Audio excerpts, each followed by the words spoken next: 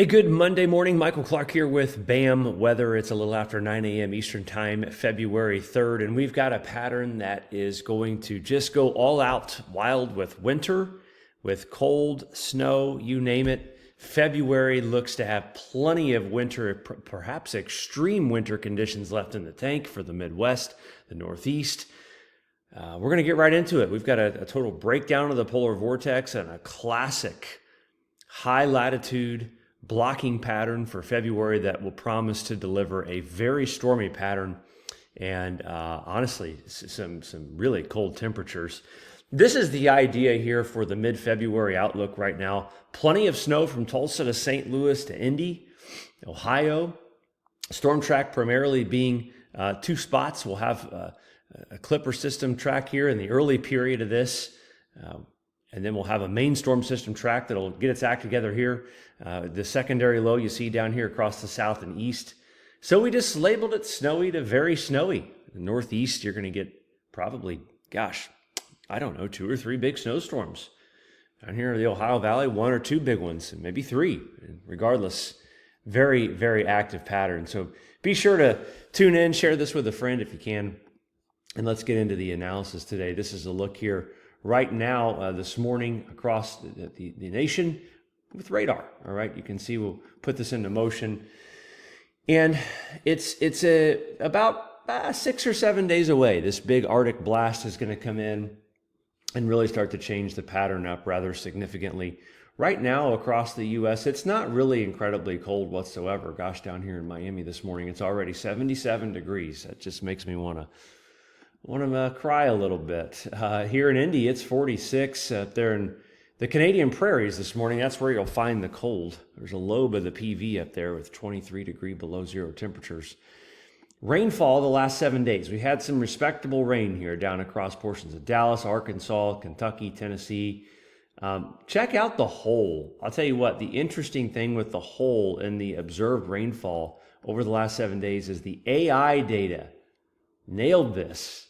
It nailed the gap. Heavy rain south, heavy rain north and west, and a gap in between. The AI data does it pretty well. I mean, you can see nothing in here. So interesting nonetheless. Further to the west and northwest, obviously nothing going on there. Observed snowfall over the last 3 days has all been confined to the northern tier of the country and the Pacific Northwest there as well. Let's take a look at the pattern, all right? Quick rundown of the current pattern here, courtesy of tropicaltidbits.com, and take a look here at the latest weather model data. Here's the biggest short-term risk here is a little overrunning ice event possible Wednesday afternoon into Thursday morning. You can see it right here, bringing rain with it.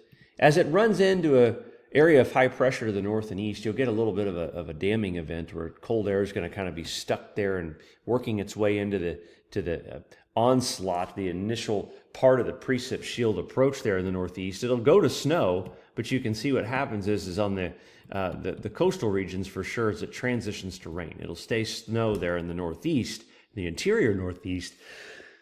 Regardless, there's a warm side to this first storm system. This is not really the storm that will start to bring the cold. There's going to be one more system with rain, very similar to this one. This is going to come Saturday into Sunday. Very similar, almost identical in the outcome. Watch this one right here. Again, Saturday night, Sunday morning. You can see that pull off to the north and east. That will start to usher in the change, okay? The change being the pattern really getting rather interesting. Colder banana high-like setup. Note the high pressure here in the Canadian prairies, kind of bending over here, the high pressure here in the northeast.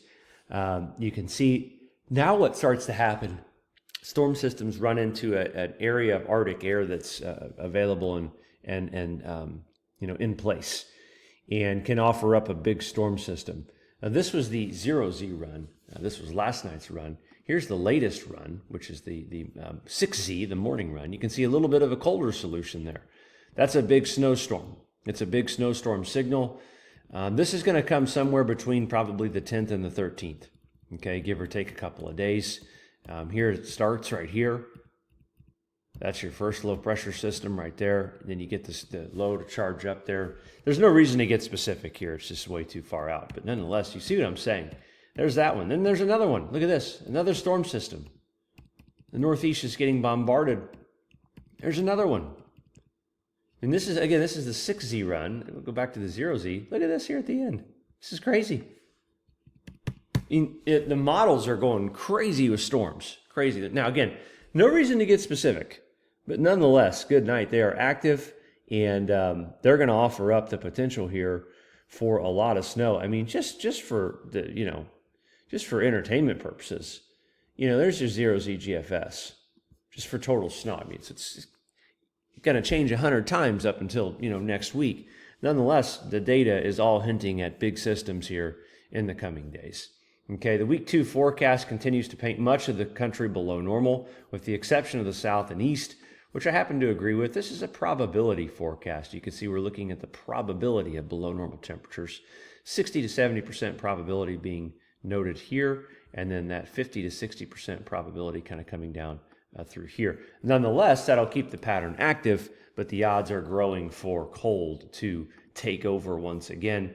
Here's that week 2. And I really don't have a reason to disagree with this. I think in here, I just made my updated 16 to 30 day outlook map. I'm actually going to share with you guys. Keeps this keeps this area very active for precipitation, and I think we're going to remain active in the PNW for precipitation as well. Everybody's going to start to kind of cash in. This is the remarkable thing here about today's video update. This is a look at the stratospheric polar vortex. So the stratosphere is the highest level. It's all the way up. Okay, the troposphere is getting down there. All right, and then you get further down to the surface. So you kind of the stratosphere, the troposphere, and you have the tropopause that separates it. And then you go down below that. We're not going to go through all the layers today, but the stratosphere is the highest level. Okay, and when we see these levels break, this particular area of the atmosphere get just basically engulfed with warm air. This is a byproduct of tropical forcing, by the way. We take the coldest air on the planet, we split it into 2 pieces, and we send them to other sides of the planet, to the other side of the hemisphere and over North America. Exactly what's happening here. Watch it. Textbook. You went back and look at 2014, you'd watch the same damn animation, the same damn thing. You'd see it right here. Okay, it's a textbook breakdown of the stratospheric polar vortex. Any storm system that comes through really post February 12th, especially post February 16th, is going to have a ton of Arctic air to work with, and there's going to be a lot of snow probably. Okay, no question about it. This is going to linger. Winter will linger for a while. So there's been a lot of folks out there on X and social media that's like, well, the vortex is hinting towards the end of winter, guys. There is this, by the way, this stuff isn't taught really in schools to meteorologists, in all fairness. They just don't talk about it. The people teaching it don't even know about it. You want to start learning about the stratosphere, the angular momentum, the teleconnections, and how it all works, and how they all talk, and mountain torque, and frictional torque. All these things take a desire to want to learn them and years to study and understand them. And so you really can do fairly well on long-range forecasting once you've really collected a decade or more of this and understanding how all these processes work. I still learn every day. I still learn every day on how this stuff works, But nonetheless, yes, you got to be careful who you follow out there. There's so many misunderstood, poorly analyzed, longer-term forecasts of the vortex and how it actually works. You put the lobe over here, you split it in half, you're going to get freaking cold. That's all there is to it. Map I wanted to show you. We'll go to the ensemble mean of the European from Weatherbell here and look at the total precipitation, the total snow, just over the next 2 weeks from the mean. Again, and you can just see this is an unbelievably strong signal here for the mean, especially in the Northeast. You're going to cash in. I mean, you're quite frankly going to cash in out here. I think you're going to have 2 areas to watch. I think you're going to have an active storm track here, all right, and then obviously up in here, And these two really overlap. The Northeast is the money spot, but you've got a couple of spots that have active storm tracks. Just looking at the data. What's driving this? Well, it's the MJO for one. In earlier videos, my thought process was, all right, the vortex can stay here, and despite going through these phases, will stay cold. Well, we're going through a mild period right now, no question. The vortex retreated a little bit. The MJO went out in the mild period. I knew that could happen. Obviously, going through the warmer phases of the MJO, I knew it was possible. I chose to go the other route, and I was wrong. And that happens sometimes. Regardless, thinking that the cold would come back and we're not done with winter, that I'm not wrong about, and I'm going to continue to obviously beat that drum until the end of time. But the reason right now that we're seeing what we're seeing is actually because of the high amplitude full swing through the MJO. It's from going to 3 to 7 of the MJO. This is an about face, an abrupt 180 in the atmosphere. It changes everything, okay? And it's a catapult, it's a cattle prod, if you will, for a negative NAO to develop, right? Great illustration here to show that. Especially, let me move over so I can move that. There we go. Especially in a La Nina, okay? What starts to happen is, in a phase 3 of the MJO, the vortex gets stronger, all right? And that's what happened. We saw that kind of want to move away a little bit. We saw the vortex want to pull out and get stronger, okay? The jets separated, right? We were seeing storm systems down here, right? Record snows with no precipitation in between, okay? Separated jets, no question about it. There's just really no enhanced wave train at all. We're not seeing big, swings and ridges and troughs and things like that. And we also have decreased vertical heat flux because there's no real sign here of a strong area of low pressure in the Western Pacific. Well, as the MJO moves, this all changes. Your low comes back around 120. The low deepens right here. The heat flux increases. The vertical heat flux increases. This, in turn, warms the stratosphere. North Pacific ridging comes back. Been a theme here this winter. And what happens is on the other side of this, you get downward coupling, okay, with vertical Rossby wave train propagation. So you're doing this, and it's continuously, what's happening is we start developing high latitude blocking. The NAO comes in. The stratospheric polar vortex weakens.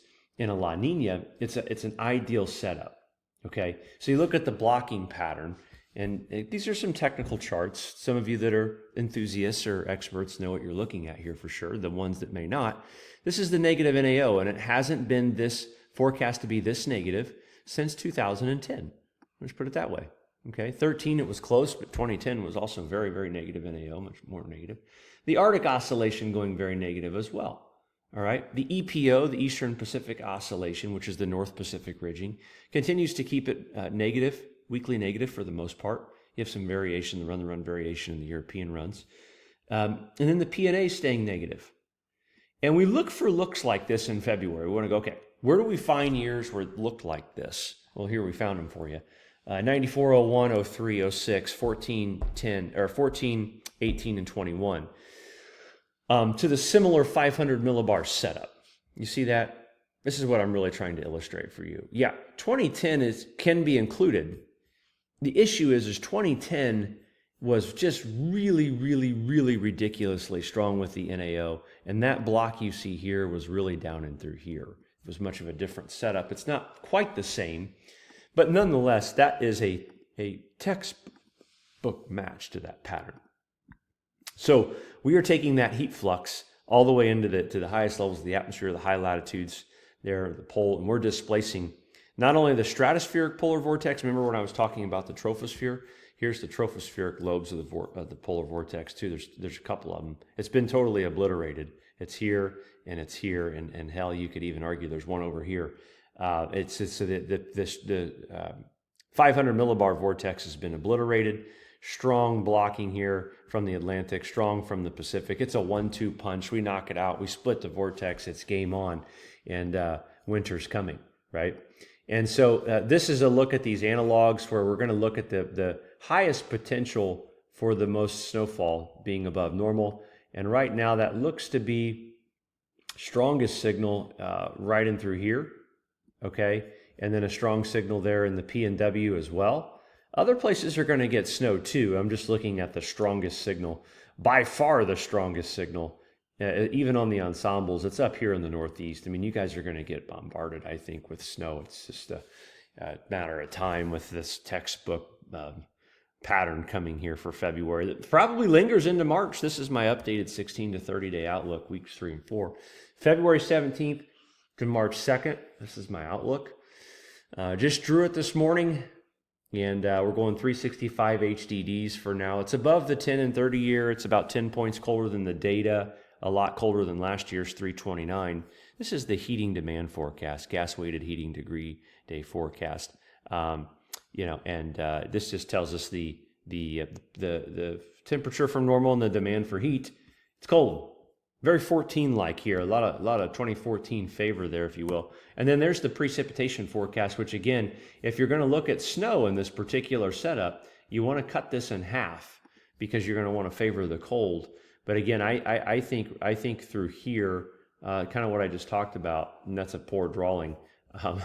Just ran out of drawing on my mouse pad there. Let's do that again so you guys don't freak out. You didn't circle my city, Michael, you idiot. It's going to snow here and you didn't say it. Something, like through here, probably quite a bit of snow again with the jackpot. I can't stress it enough out here in the north and east with snow there. Above normal precip, below normal temps. February, doesn't get any better. La Nina. Southeast gradient, stormy. It's going to be stormy. There's going to be several winter storms. And so for anybody calling for winter was over and the vortex signaling the end and all this other stuff, it's just total crap. It's total hogwash. No idea where this stuff even comes from sometimes. This is a look at the March outlook updated today. We're going to continue to keep March colder than normal. We're going 680 on the HDDs, almost 100 points colder than the 10 years, 596. Way colder than last year's 517. We warmed up quick last year. I think winter lingers this year, and so does the wintry storms into March. I think it lingers, and we have problems well into March for sure. That's the last there. Share it with a friend. Subscribe. Follow us. Stay tuned. It's going to be very busy. Probably a lot of analysis coming up and posts and all the things. Thanks for watching. Have a great day. We'll talk to you soon.